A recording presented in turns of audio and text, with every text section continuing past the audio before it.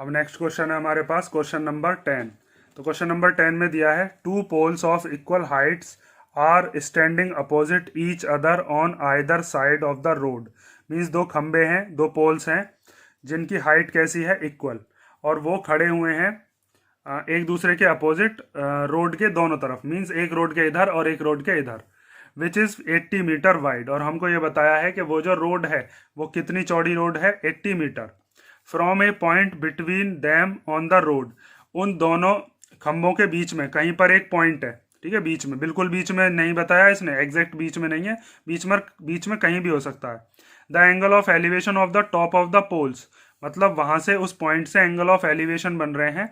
एक पोल पर कितने डिग्री का बन रहा है, 60 डिग्री का, और एक पोल पर कितने डिग्री का बन रहा है, 30 डिग्री का। Find the height of the poles, हमें हाइट बतानी है पोल्स की, and the distance of the point from the poles, और वो जो पॉइंट है वो पॉइंट दोनों खंभों से कितनी कितनी दूरी पर है, ये भी हमको बताना है।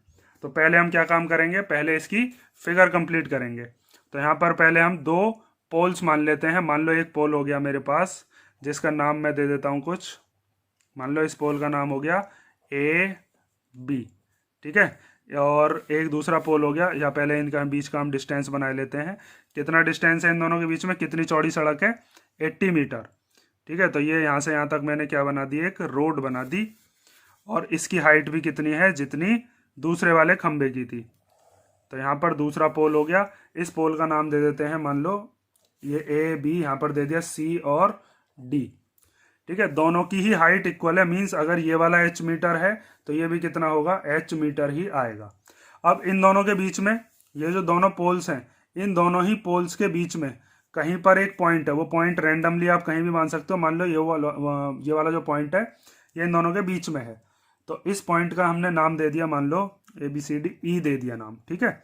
अब इस ई पॉइंट से इधर की तरफ जो एंगल बन रहा है, पहले वाले जो पोल है इस पर एंगल ऑफ एलिवेशन बन रहा है।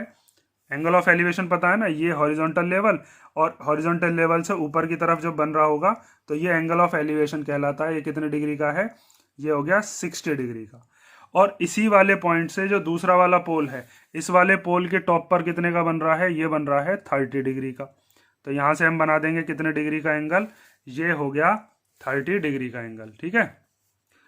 उसके बाद हमसे ये बताया था कि यहाँ से यहाँ तक ये जो बीसी जो रोड है ये कितनी चौड़ी है, ये बीसी रोड है हमारे पास 80 मीटर चौड़ी।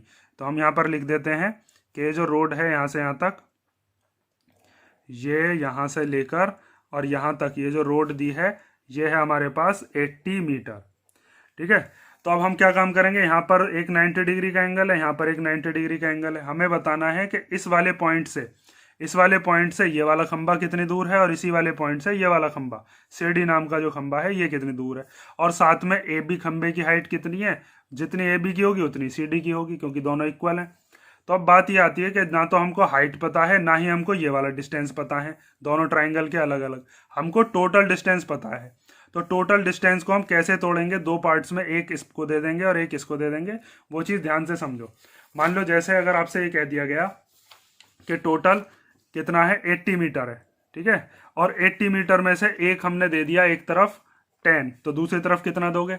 अगर मान लो आपके पास 80 रुपए हैं, 80, और एक बंदे को आपने 10 रुपीज दे दिए, तो दूसरे को कितने दोगे।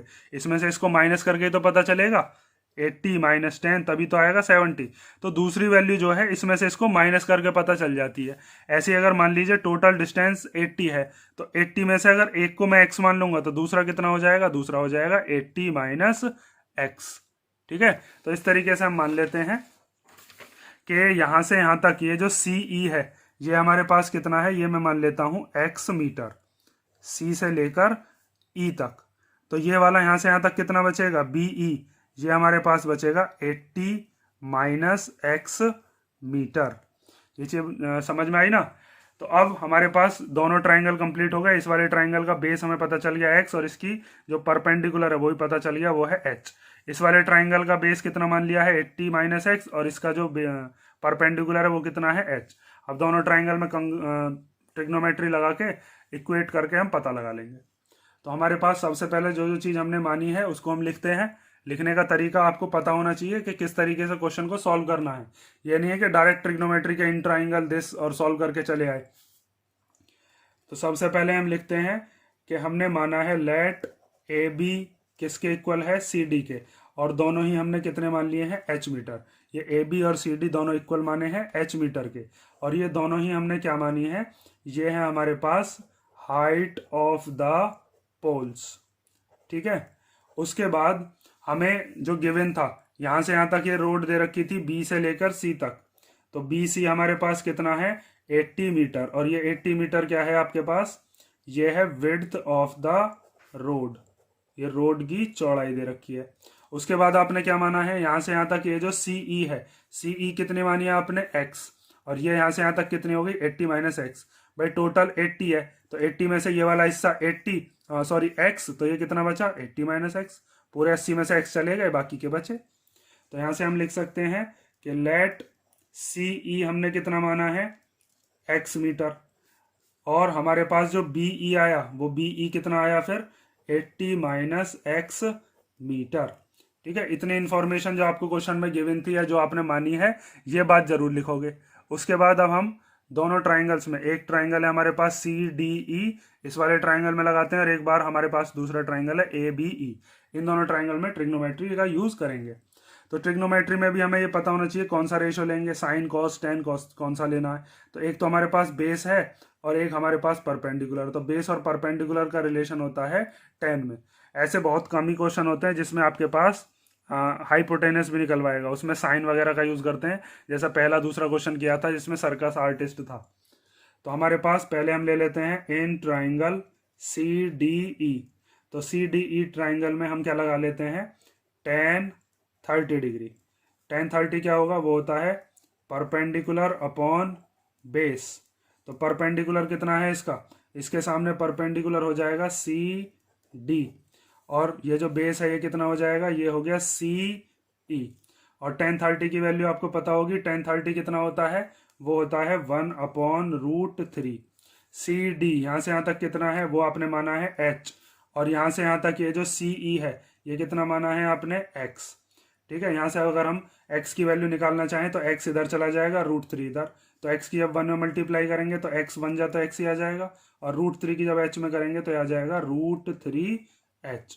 ठीक है, तो ये वाली जो इक्वेशन है ये हमने किससे बना ली, ये हमारे पास बन गई equation number first by solving the triangle C D E. अब दूसरा ट्राइंगल है जिसका नाम है ए बी ई, इसमें भी यही चीज करेंगे, हम ट्रिग्नोमेट्री का हेल्प लेंगे। तो in triangle A B E, इसमें क्या लगाओगे, इसमें लगाएंगे tan 60, तो यहाँ पर लिखोगे tan 60 degree equal to perpendicular upon base. Perpendicular कितना है, तो 60 डिग्री के सामने परपेंडिकुलर क्या हो गया हमारे पास ए बी, और बेस क्या हो गया यहाँ से हमारे पास, ये हो गया बी ई।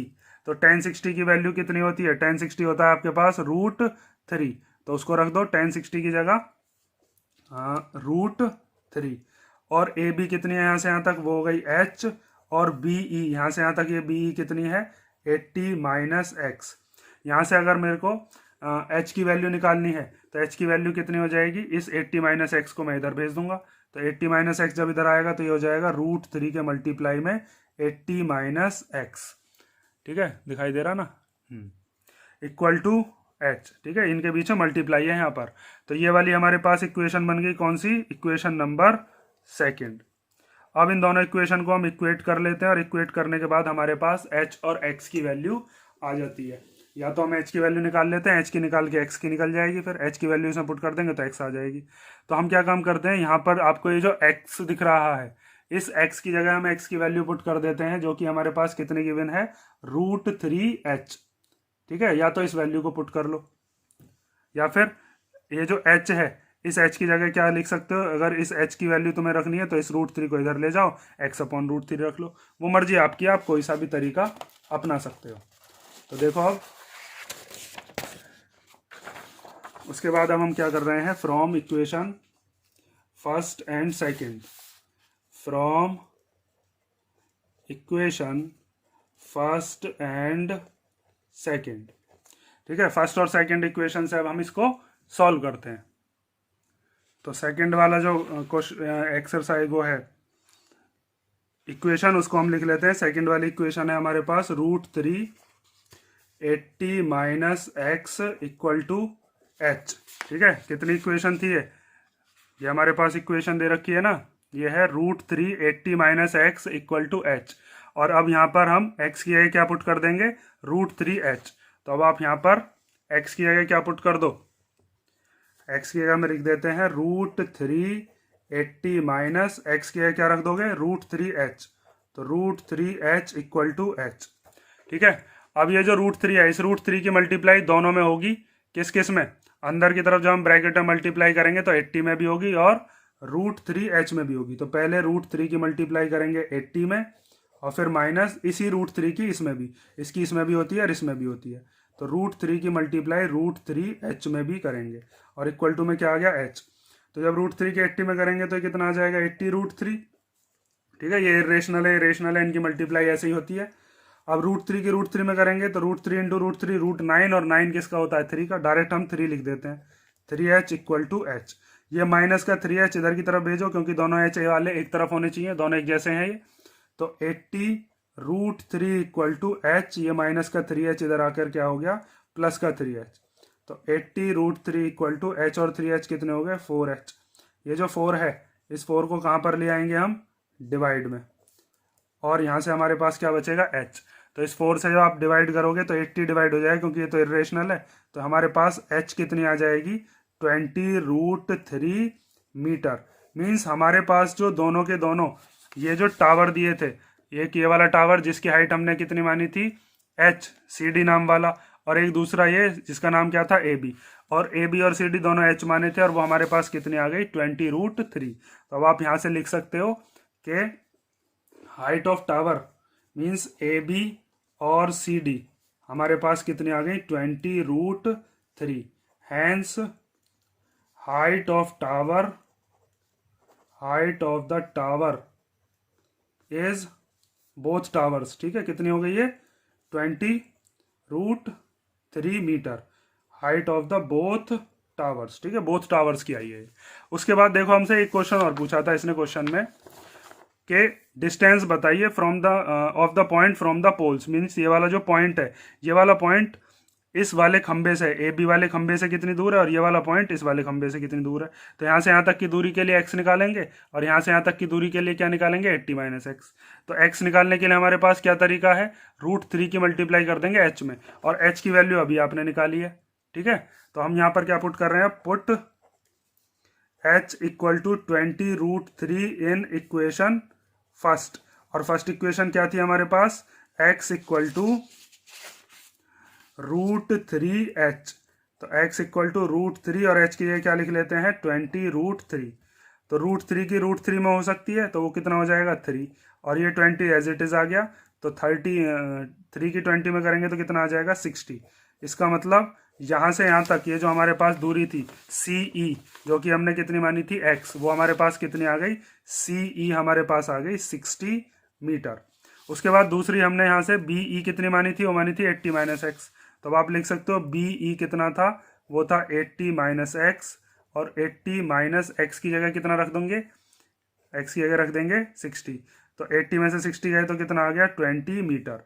तो हमारे पास BE की वैल्यू आ गई कितनी, 20 मीटर, और CE की वैल्यू कितनी आ गई, 60 मीटर। ठीक, इसका मतलब ये वाला जो पॉइंट है, ये यहाँ से कितनी दूरी पर है, 60 मीटर, और यहाँ से कितनी दूरी पर है, 20 मीटर। ठीक है, तो यहाँ से हमारे पास ये दोनों की दोनों दूरी भी आ गई। आप लिख सकते हो, लास्ट में ये वाली लाइन जरूर लिख देना कि हैंस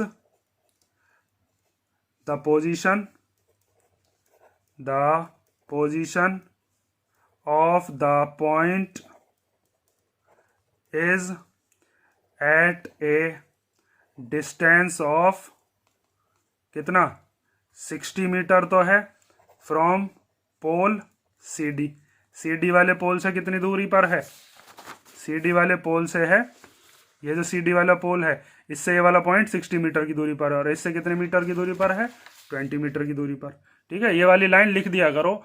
कई बार क्या होता है, एग्जामिनर अगर गुस्से में आया अपने घर से लड़के तो फिर नंबर काट सकता है वो।